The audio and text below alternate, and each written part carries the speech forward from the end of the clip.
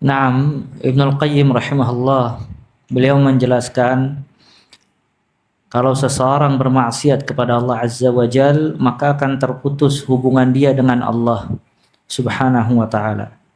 Dan dia akan menjadi budaknya iblis dan para syaitan. Karena permusuhan Adam alaihi salam dengan iblis dimulai dari semenjak adanya Adam alaihi salam hingga hari kiamat kelak. Makanya seseorang apabila bermaksiat kepada Allah Azza wa Jal, dia diputus hubungannya dengan Allah, kemudian dia menjadi hubungannya dengan iblis. Maka orang-orang yang bertakwa, dia auliaullah, kekasih-kekasih Allah Azza wa Jal. Sedangkan orang-orang yang bermaksiat, dia auliai syaitan, kekasih-kekasih syaitan. Dia menjadikan a'da'ullah, musuh-musuh Allah, sebagai aulia, kekasih-kekasih.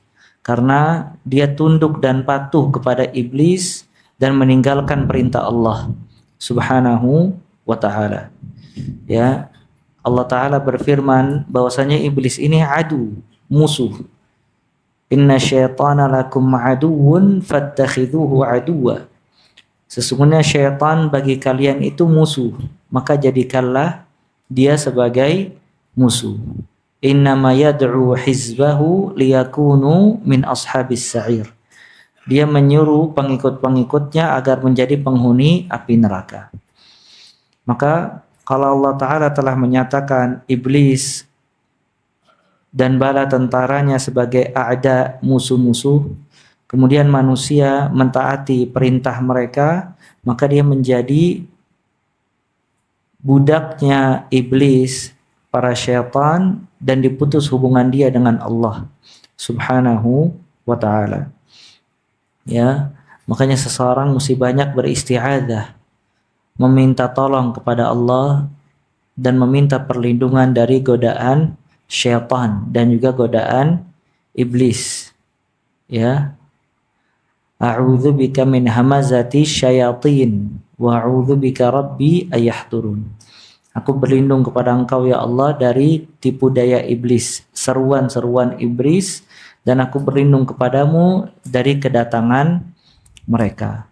Dan juga semua yang bisa membuka serta celah datangnya syaitan dan iblis itu perlu dijauhkan. Seperti seseorang keluar di waktu maghrib, kemudian ya lupa untuk berzikir kepada Allah Azza wa Jal,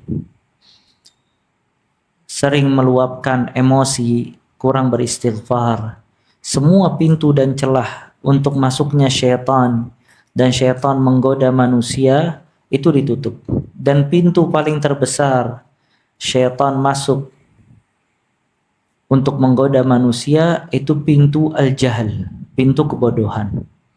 Sebagaimana disebutkan oleh Ibnul Jauzi rahimahullah dalam kitab Talbis Iblis, tipu daya iblis. Maka pintu yang paling cepat iblis itu masuk untuk menggoda manusia adalah al-jahl, kebodohan. Makanya orang-orang yang bodoh, tidak ta'lim, tidak mengetahui hak, kebenaran, dia terombang-ambing dengan tipu daya iblis dan syaitan. Sedangkan orang-orang yang berilmu, dia yang bisa melawan tipu daya iblis. Makanya disebutkan di dalam athar, walaupun athar ini dhaif, ya, alim wahid asyaddu ala syaitan min alfi abid. Satu orang yang berilmu lebih berat dibandingkan syaitan dibandingkan 1000 orang yang beribadah tanpa ilmu. Karena abid, orang yang beribadah tanpa ilmu, gampang terbedaya oleh iblis. Dan apabila dia sudah masuk perangkap iblis, dia sulit untuk keluar.